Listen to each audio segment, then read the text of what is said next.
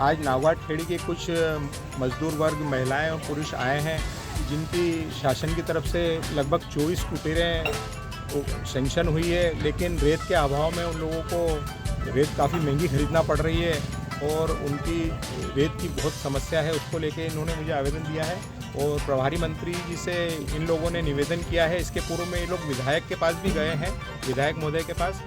विधायक जी ने भी इन्हें पूरा आश्वासन दिया है और कलेक्टर से बात भी की है कि जो भी रेत का अवैध उत्खनन हो रहा है और रेत का जो अवैध परिवहन हो रहा है उसे भी तत्काल प्रभाव से बंद किया जाएगा।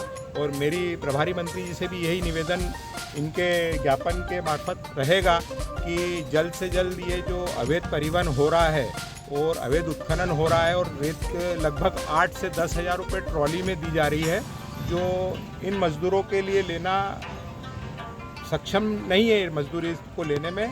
और मेरी मंत्री जी से यही गुजारिश है कि जल्द से जल्द जो ये ठेके निरस्त हुए इनका पुनः ठेकों को वापस से सरकार के द्वारा कराया जाए ताकि सरकार को भी राजस्व मिले और इन मजदूरों को भी काम मिले और इन्हें उचित मात्रा में और उचित रेट में रेत की सप्लाई हो सके। तो मेरा मंत्री जी से निवेदन है, मैं इनकी बात जल्द से जल्द मंत्री जी तक पहुंचाऊंगा और विधायक जी से भी बात करके निवेदन करूंगा कि कलेक्टर महोदय को सूचित करें कि जो अवैध परिवहन हो रहा है और जो ये लोग इनका काम बंद करके, मैं नहीं कहता कि अवैध उत्खनन अच्छी बात है, अवैध उत्खनन बंद होना चाहिए, लेकिन अवैध परिवहन भी बंद होना चाहिए।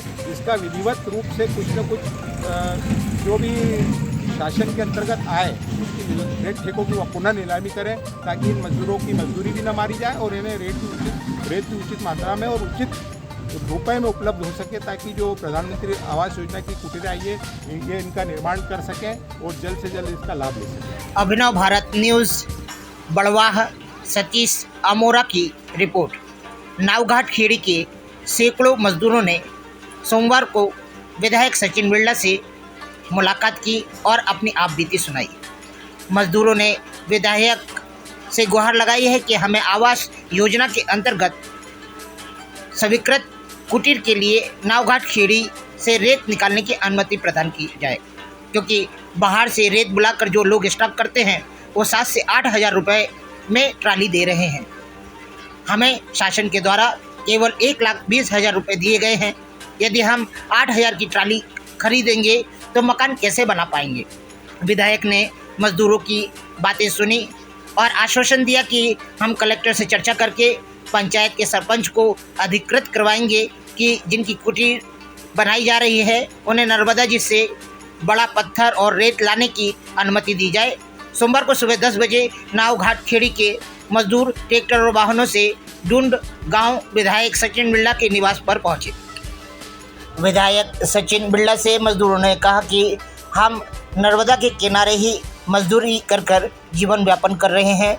कई सालों से हमारे मकान कच्चे थे, अब सरकार हमें मकान बनाकर दे रही है तो भाजपा के पूर्व पार्षद गुलवीर सिंह भाटिया एवं उनके साथियों द्वारा हमें परेशान किया जा रहा है, धमकी दी जा रही है। नावघाट खेड़ी पर रेती निकालने का पैसा मांगने वाले गुलवीर सिंह भाटिया द्वारा प्रशासन को शिकायत कर दी गई है, जिसके कारण एक सप्ताह से हम बोरियों में भी रेत नहीं ला पा रहे हैं।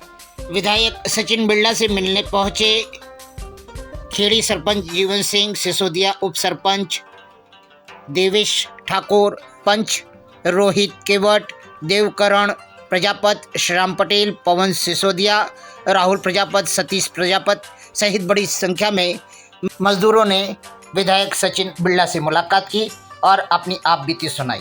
सचिन बिरला ने भी मजदूरों को आश्वस्त किया कि मैं जिला कलेक्टर और प्रशासनिक अधिकारियों से बात करके आप लोगों को सुविधा दिलाने का पूरा प्रयास करूंगा। अभिनव भारत न्यूज़ के संवाददाता बड़वाह के सतीश अमोरा से मजदूरों ने खुलकर बात की और बताया कि हम आवास के लिए काफ़ी सालों से प्रयासरत थे। आज प्रधानमंत्री आवास जब हमें उपलब्ध हो गया है तो स्थानीय दबंग लोग और प्रशासन ने हम लोगों पर आपत्ति उठा रखी है। वर्तमान में हमारे अधिकतर मकान अधूरे पड़े हुए हैं, जिसके कारण हम परेशान हो रहे हैं। आज हम विधायक सचिन बिरला से मुलाकात करने आए हैं ताकि वह इंसाफ दिलाएं और हमारे अधूरे मकानों को पूरा करवाएं। ये नावघाट खेड़े से कुछ मजदूर लोग आए हैं, कहाँ आए? नावघाट खेड़े के हमारे सभी परिवार के साथी और विशेष रूप से हमारी माताएं बहनें सैकड़ों की संख्या में आ गए हैं। और मैं समझता हूँ नावघाट खेड़ी नर्मदा जी के किनारे पर बसा हुआ गाँव है। जैसा इन्होंने मुझे बताया है कि शासन की बहुत सारे आवास, प्रधानमंत्री आवास मिले हैं, शासन की योजनाओं को अमली जामा पर पहनाने के लिए, भवन निर्माण के लिए, छोटे छोटे कच्चे मकान उनको बनाने के लिए, आवास जो आए हैं, कुटीरें आई हैं उनको बनाने के लिए इनको रेत और बंडे की ज़रूरत लगती है। और साथ में माँ नर्मदा के किनारे होने के कारण कहीं ना कहीं रोजगार के अवसर भी इन लोगों को मिलते हैं। उन सबको कई लोग छीनने का काम कर रहे हैं। तो मैं आज ही कलेक्टर साहब से बात करूंगा कि इनको आवास के लिए बंडा ले जाने दिया जाए, रेत ले जाने दिया जाए, घर परिवार को रोजगार उपलब्ध हो, इस भाव को लेकर इनको कुछ छूट दी जाए।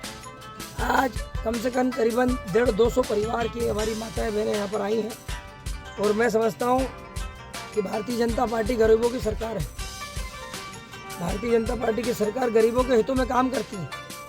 अगर इस तरह से गरीबों को रोका जाएगा, उन पर जुल्म और अत्याचार होंगे तो बिल्कुल हम लोग सहन नहीं करेंगे। पूरी कार्रवाई होगी। और माँ नर्मदा के तट इन्हीं लोगों के हैं। इनसे भी हम यही आज निवेदन करने वाला हूँ कि माँ नर्मदा के तटों को सुरक्षित रखने का काम भी आप लोगों का है। बिल्कुल अपने को जितनी ज़रूरत लगे अपने घर परिवार में उतना बंडा रेत लेकर जाएं और अपने घरों का निर्माण करें। आप सभी इस यहाँ पर इतने सारे लोग उपस्थित हुए, मैं आपकी बात कलेक्टर महोदय तक, एसडीएम को, सब लोगों को आज ही पहुँचाऊँगा।